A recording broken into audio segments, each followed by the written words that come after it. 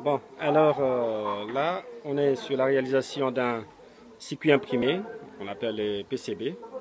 Donc, on a déjà réalisé ici notre dessin sur du papier photo, de préférence. Cela vous permettra de pouvoir poser votre schéma sur la carte à pastille plein que vous voyez ici. Et ces cartes à pastille plein, vous devez prendre aussi attention de pouvoir nettoyer la surface de la carte afin que ça soit un petit peu débarrassé de tout ce qui est impureté sur la carte. Donc, nous allons les poser sur la partie où nous avons le dessin et ensuite repasser cela avec le fer à repasser afin que celui-ci puisse coller, la partie circuit puisse se coller sur la surface du circuit imprimé, sur la surface où nous avons le cuivre et permettre qu'il y ait une impression. Donc, suivez.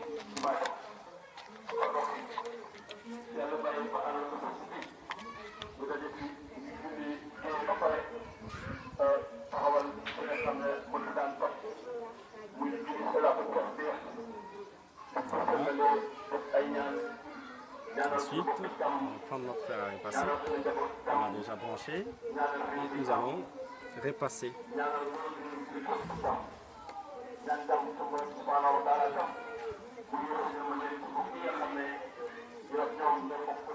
Pendant 20 minutes à peu près.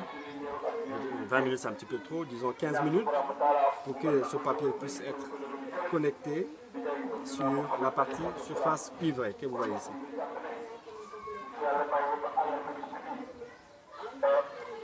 Alors après cela, vous allez tourner dans notre facette ici. Vous allez passer aussi cette partie où nous avons dessiné les composants. Pendant 15 minutes de plus aussi, pour que le papier puisse se coller sur la carte à montage. Voilà.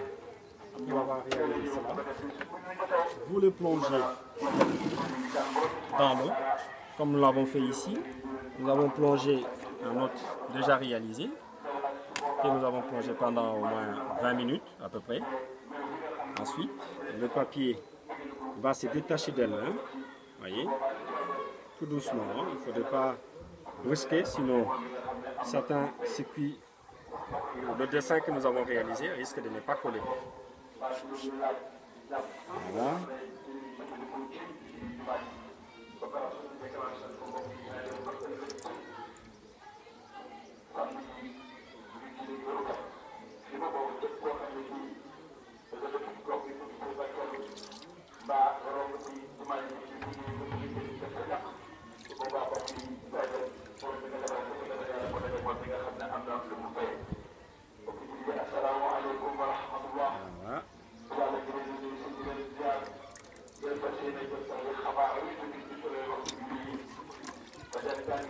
Voilà. Ensuite, on va tourner dans l'autre côté. Voilà. Malheureusement ici, on n'a pas vraiment assez de circuits qui a été imprimé sur ce papier. Mais c'est pas grave. On a eu l'essentiel. Nous avons la partie des circuits intégrés, le CD47 et le NE555. Ensuite, nous avons les 10 LED qui sont là. Puis nous avons les condensateurs électrolytiques de 1,5 microfarad, ou je dirais de 1 microfarad. Ensuite, vous avez les différentes résistances qui ont été reliées ici. Et là, vous avez la borne de notre circuit résistance variable. Puis de l'autre côté, je pense, nous avons relié la borne de l'alimentation. Hein.